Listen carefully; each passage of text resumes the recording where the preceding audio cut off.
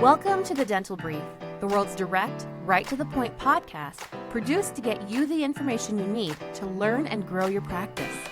To learn more about our guests and find links to information discussed on our show, visit our website, dentalbrief.com. On to today's episode. Hello, everyone. Welcome to another action-packed episode of the Dental Brief. Today, we have with us a very special guest coming from Lincoln, Nebraska. Dr. Killeen, say hello. Hey, how's it going? Hey, it's going great. So glad to have you here. We love it when dentists give us the time to come on the program, especially when they're here to help other dentists and practice owners and managers grow. So thank you for taking the time to join us. Let's kind of talk about your history in dentistry. Tell me, what made you become a dentist? Basically, I just didn't want to be a real doctor where I'd be on call all the time. So I thought dentistry was the best way to have kind of a relatively 8-to-5 job and still get to use my hands and skills every day. So you practice in Lincoln, correct? You're still practicing? Yep, I still see patients 3 days a week. So I used to have a group of 6 practices, and I sold that 3 years ago. And then, about 2 years ago, then I was like, I really do like practicing a little bit, but I don't want to do it too much. So I decided to do a startup. And so now I have a startup with one partner and one associate. And we just run a small, relatively small 6-op office. And it's just Monday through Friday, so I don't like to do extended hours or anything. And it's going well. Sure. So we'll be glad to promote it's Capital Dental, correct? Yeah. Yep. Website there is mycapitaldental.com. So let's kind of jump into why you're here today. Now, you're an author. I haven't read by the numbers yet, but I plan on. I've read the reviews, right? So that's all that counts, no? Exactly. Yeah. So I've read the reviews. Seems like a fantastic book. Tell me, throughout your books, throughout authoring, throughout building a successful chain of practices. Tell me what are some of the and by the way, you're all over the country too, right? You're talking to dentists all over the country. What are some challenges and problems that you see that dentists are facing? What are they coming to you with more and more today than maybe they did in the past? Usually what I see is young, new practice owners within the first 5 years of owning a practice, and they are just overwhelmed by all the different things that pull in every direction. So whether that's clinical or running a business or managing a team. And so, my goal in all the books that I've done is just trying to make things simple. So by the numbers, it's a very down-to-earth. I'm just not, frankly, that, prolific of a writer. I don't write complicated sentence structures or anything. So it's very simple, easy to understand. But basically my goal was that, if you could only focus on 25 numbers in your business, like only 25 little things that you can pull from your practice management software or just looking at your schedule, you could run your entire business. You don't need to be a super sophisticated, analysis-driven type person to be a good business owner. And so that was my goal, is just, if I could only pass along one note card of numbers to somebody and say, this is the health of your business and how you're doing on the practice, treating patients and such, this is what I would look at. And so Sure. That was the goal of that book. The other 3 books, the operations manual, that is basically all of the systems that I use in my own practice every day that help me run the business from A to Z, that's a much, much more detailed book. Couple hundred pages, 8.5 by 11. I didn't pull the whole high school thing of double spacing or adding to the margins. And then the startup and the acquisitions manuals are the more recent books. And those are really because what I see a lot is someone has bought a practice or has done a startup and they didn't know what they didn't know. And so they either bought a patient base that just wasn't the best fit for them, or did a startup in a location that geographically just doesn't work very well. And so I just wanted to try to help other dentists out there avoid some of the missteps that I've seen. I've made the mistakes too. I've done acquisitions where it's like, oh man, I shouldn't have bought that patient base because maybe it wasn't as valuable as I thought it was. Sure.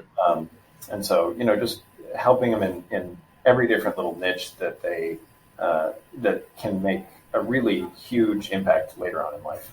Yeah. So let's I'm going to ask you a couple of different questions in regards to what you just talked about, right? So the first is on the 25 numbers that you think that practices need to be looking at. So I want you to tell me the top 3.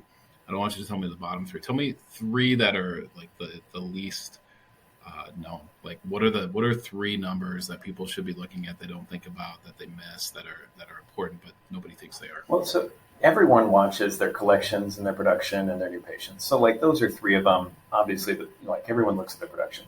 But it really, if you backtrack, you need to look at the leading indicators, because the production is what happens when the pie is already baked. So you need to back up and see what are the ingredients. So your leading indicators. So for me, that would be treatment acceptance rates. That would be your reschedule rate in hygiene. So reschedule rate, you should be at 90%, maybe up to 95% of every patient. It's like, okay, let's get you on the books for the next 6 months. Treatment acceptance rate of every treatment plan you present to a patient. You should have at least 70 to 85% of those treatment plans accepted. Now, by dollars, it might be much lower. Like you might present either an implant or a bridge. So you're technically presenting, okay, an implant's $4,000 and a bridge is $3,000. Right. So you presented $7,000, but they accepted one thing, obviously. Right. And so your dollars treatment plans are going to be 25 to 50%. If you're at 50%, it's good, but you might also be under treatment planning. And so that's a couple of them. Another thing is how far out you're scheduling. So what does your schedule look like in the future? One of the metrics I use is just what is the forward-looking 14-day production. So how much do you have on the books in the next 2 weeks? And that's kind of a big determining factor of how I feel about how we're doing. Because you can always look in the rearview mirror, but that's not a very good way to do the car. Great. I'm with you 100%. I think those are fantastic numbers to look at. I think treatment, case acceptance is huge. When I look at the amount of dollars that are sitting and untreated, patients, and I think, hey, why not attack that? Why not look at it? Why not figure that out? So I think those are all brilliant. I think our audience does too. They are. I want to talk about one other thing. So if you mentioned startups a little bit, I'll tell you, we will at some point on the show do pretty extensive segments on startups versus acquisitions. But I think there's a third category that people don't talk about. There's that conversation happens a lot, but what doesn't happen is like, should you even own a practice? Like, is owning a practice, is whether you buy it or you start it up, it doesn't matter. Is that a good fit? And it's not. There's no way it is for everybody yet. There's this pressure. It's almost kind of like, people have talked about there's a pressure to get married by a certain age and have children by a certain age. And there's a pressure if you're a dentist to own a practice. And and how do you decide, what questions should someone ask themselves to help determine if maybe being an associate for life is ideal for them? I would say to be an owner, you have to be driven. It has to just be part of your DNA. I was listening to Peyton Manning speak a few months ago, and he talked about the passion of what led him to stay in the NFL for so many years. When he was old, his neck was breaking, all that. Right. And it was that he was driven, and he knew he could do it well. If somebody's an associate and they're thinking, I see all these ads, people want me to be a practice owner, buy or start. You need to have a passion to lead people. That would be one thing. You need to be able to make the sacrifices. Being a business owner, it might seem glorious a lot of the times. And the financial is one thing, but also, you need to be able to make the sacrifices on the front end to then reap the benefits down the line. So that would be, you're going to spend a few hours a night or every day outside of patient care to manage the business.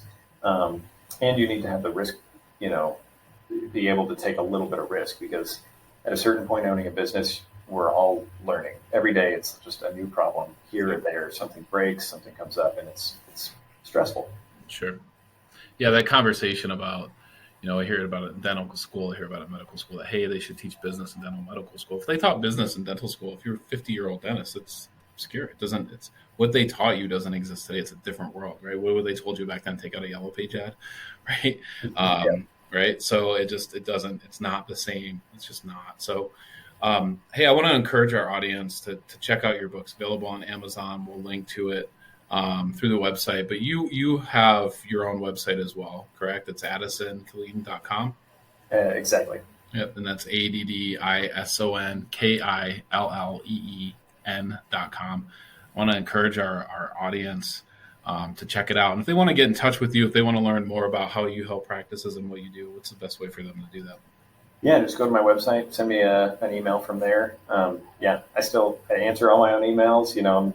I work on that website every day to kind of make sure that information is relevant. And I'd love to, if folks are thinking of doing a startup or acquisitions, I always love helping people out because it's actually I love looking at floor plans. I love doing demographics. It's just, I don't know, it's a hobby of mine. So it's not work when you love it. Yeah, awesome. Thank you so much for being on today. I appreciate it. Yeah, thanks, Patrick. Thank you for joining us on today's episode. Did you know you can weigh in on today's topic on Facebook? Search The Dental Brief on Facebook or visit our website, dentalbrief.com, and just follow the link. We look forward to having you join us again on another episode of The Dental Brief.